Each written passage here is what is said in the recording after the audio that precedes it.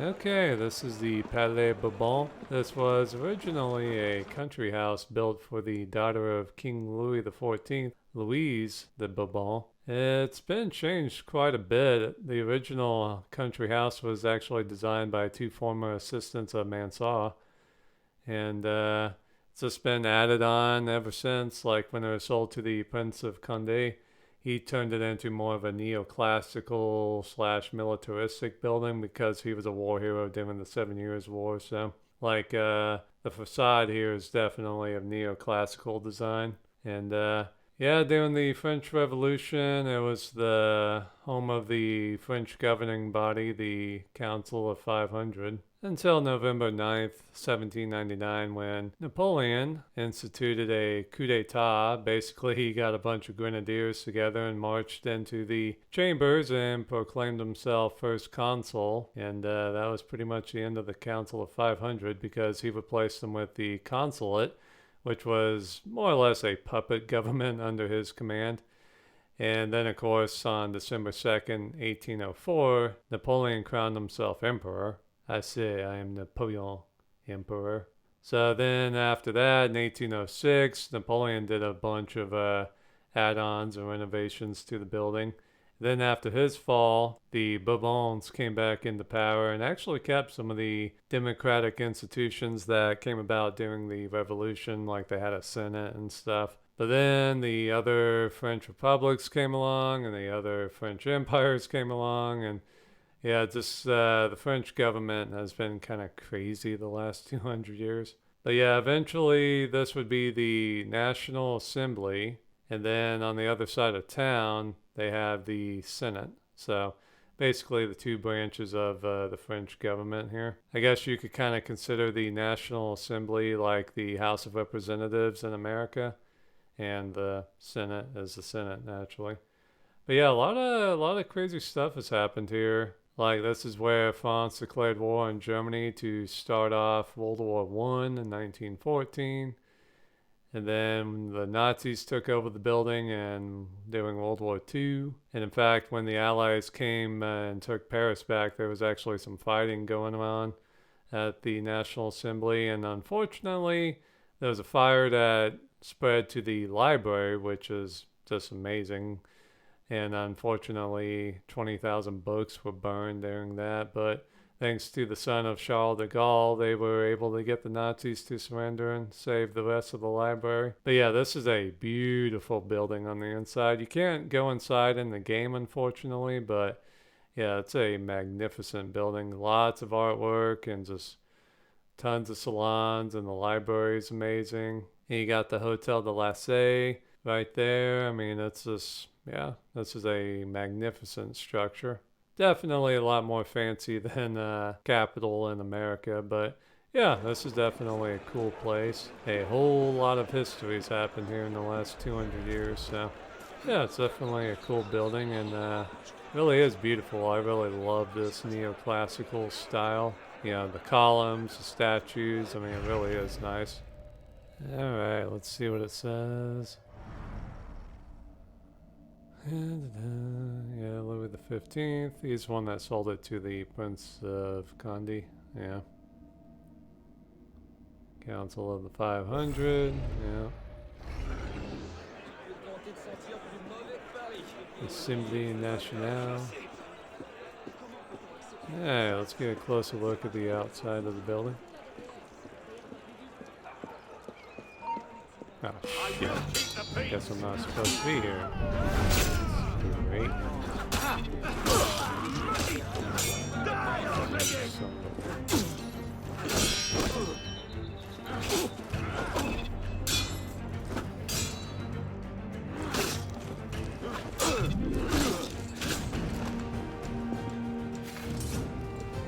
Trying to give it to her here, assholes.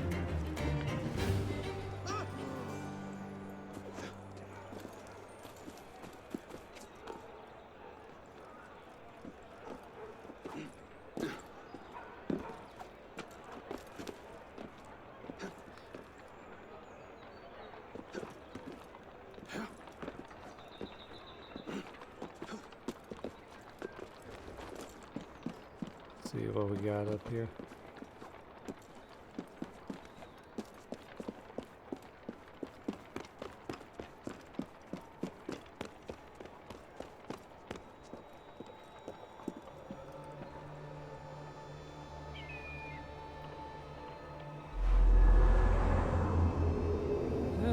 pretty good view of the Seine.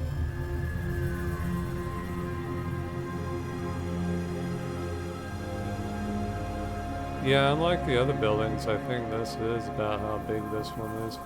Yeah. Right next to Les Invalides.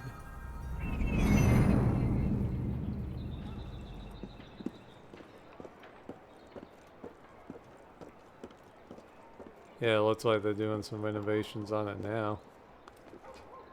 Or just keeping it intact.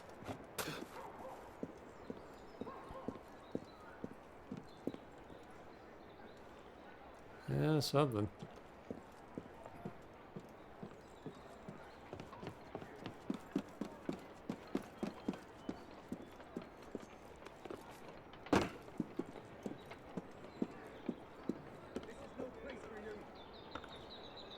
Yeah, it's definitely a defensive position.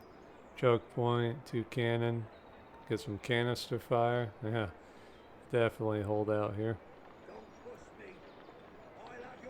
Well, this was a pretty crazy place to be at this time. You got Robespierre doing stuff and all the other guys. I mean, definitely a crazy place and time.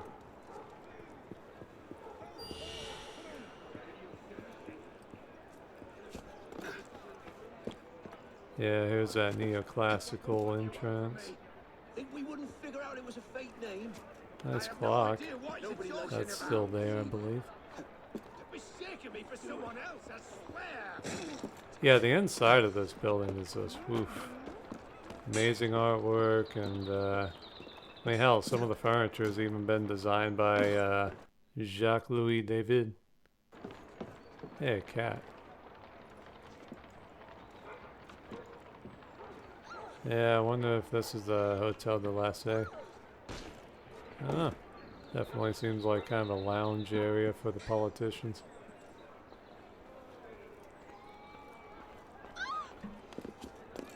Yeah, that's a pretty cool building. Not as powerful as the Senate, but pretty damn powerful, especially during the Revolution.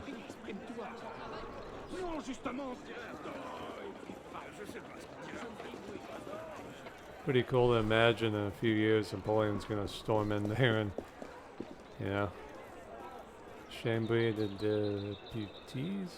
Chambre des Députés. Yeah, of course nowadays it's Assemblée Nationale, so.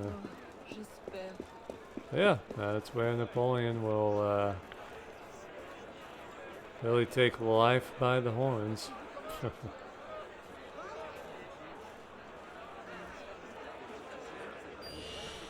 Alright, let's see where to go next. Saint-Germain-des-Prés. Yeah, it's an old Gothic church over here.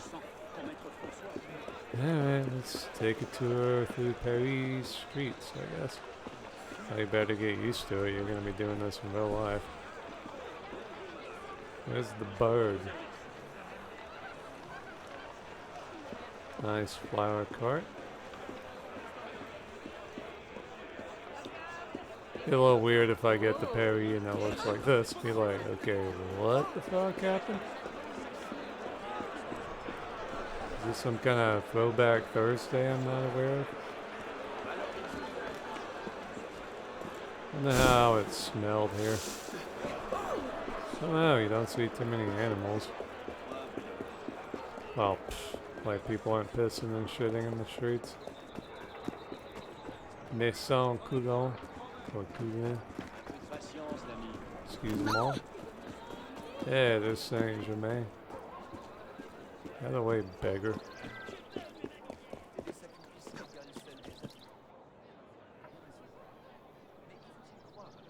Cool. Yeah, let's take a closer look. Yeah, this place was pretty cool. Let's see what it says about it.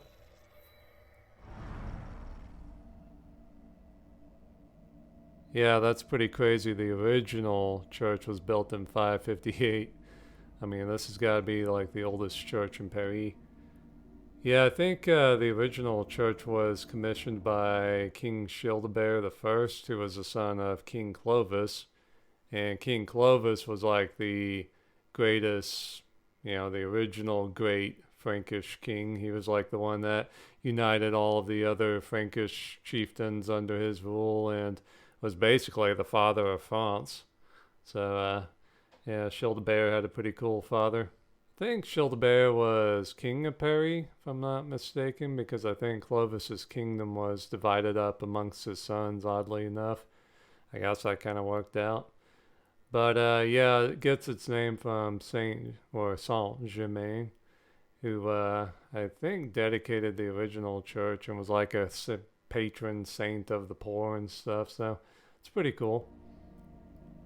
And the interesting thing is, this church was outside of the Paris city walls back then, so this was kind of a dangerous place to be back then because it wasn't defended. I mean, I think this place was even attacked by Vikings a bunch of times and stuff. So, yeah, kind of crazy to think. Kind of scary too. Like, imagine being out in the, I guess not the wilderness, but you're kind of in the open meadows of medieval Paris, and you're just kind of,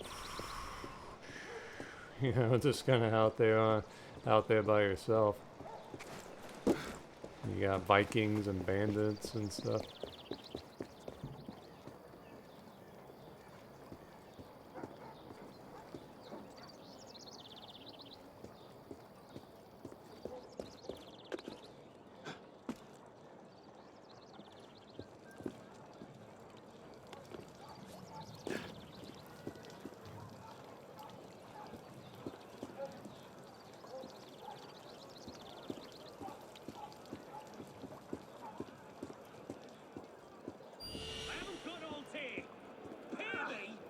Things are gonna get seriously bad for you.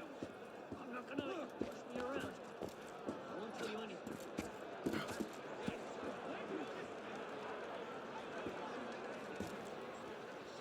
Cool tavern. I guess that's how it's spelled in French. Kind of looks like old-timey English. But yeah, unfortunately, during the French Revolution, there was a unfortunate accident. Alright, I'll push you assholes off. Yeah, but unfortunately, there was an explosion that blew up a good bit of the abbey, but thankfully they were able to save it. Now down here is kind of creepy because this was a medieval prison that was also used during the French Revolution. It's supposed to be pretty damn dreary and bad down here. Like, most of the prisoners had to, after they served their time, had to actually go to the hospital right afterwards to recover from their time spent here, so yeah. Wait a minute. Oh shit. This is a catacomb. Creepy. Very creepy. There's actually a lot of famous people buried here. Of course, Saint-Germain is buried here, and Childebert is buried here, and a bunch of other Frankish kings. And oddly enough, a king of Poland, John Casimir, is buried here. Not quite sure how that happened, but rock on. Of course, whenever I hear Casimir, I think of Led Zeppelin, but whatever. Let's get up here and see what's going on. Not really sure when this part of the church was built. I mean, this definitely looks Gothic to me. Maybe like the 1600s. I know there was a lot of work going on here during that time. But they also did a lot of construction in the 1200s. Like, supposedly the architect who built Sainte-Chapelle built this too, so I don't know. But according to my sources, that guy might actually not have designed Sainte-Chapelle or this, so kind of confusing.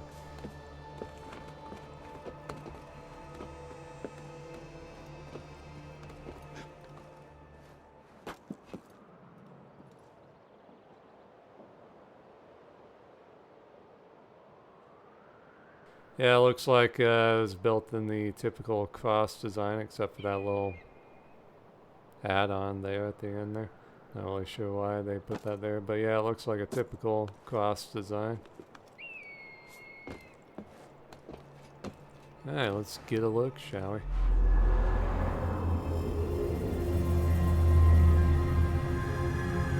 Cool. Yeah, this abbey actually gave its name to the whole part of town. I guess you could say the neighborhood, Saint-Germain. So yeah, this is definitely an important building. Well, I mean, hell, it's been here so long. I mean, yeah. And it was outside of the city walls, so this was really the only thing in this area. So naturally, it's going to give its name to the area. Alright. Yeah, I'll definitely see if I can see this building when I go to Perry.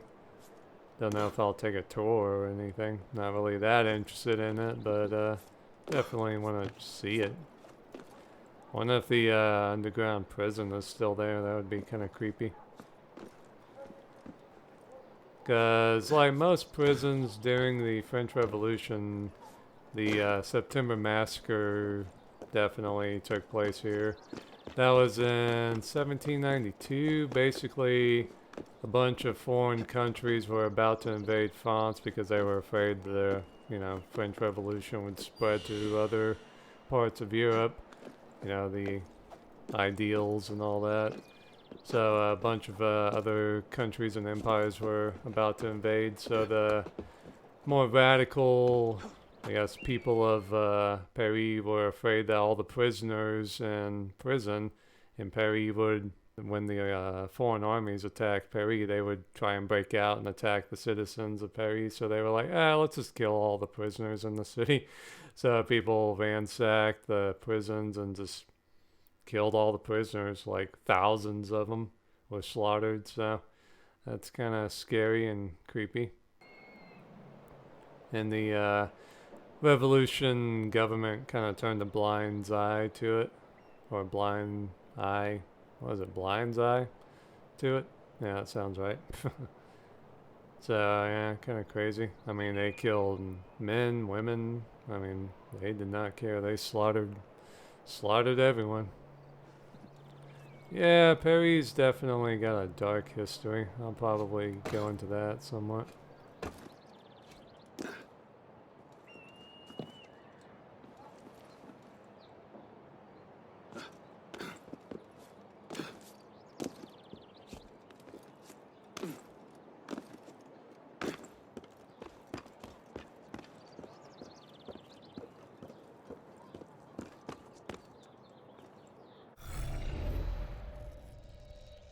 I don't know what the hell that is.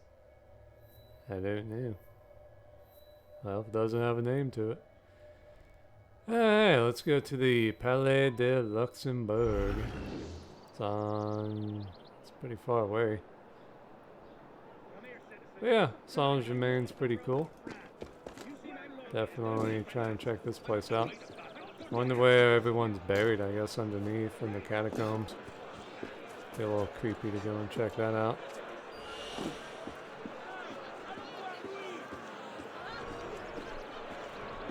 La Liberté, la Mort. I think it was La Liberté de la Mort or something.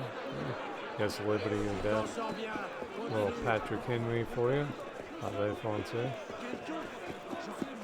Okay, 300 meters. Let's go. Pardon.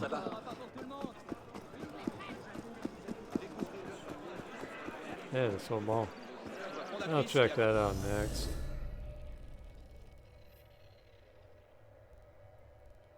Not sure where it is. Is that it? That's some damn hotel. Where the hell's the Sorbonne? I don't know. Oh, there it is. Okay, yeah, I'll check that out after Luxembourg or Borg. I'm not sure how the French would pronounce that. Luxembourg. Oh, shit. Are these guys criminals? You son of a bitch. I'm gonna stick that stick up your ass, motherfucker. Well, I guess while I'm over here.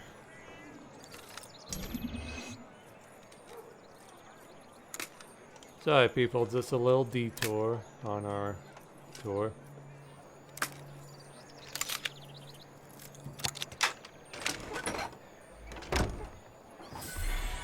Yeah, I really needed money right now. Come on.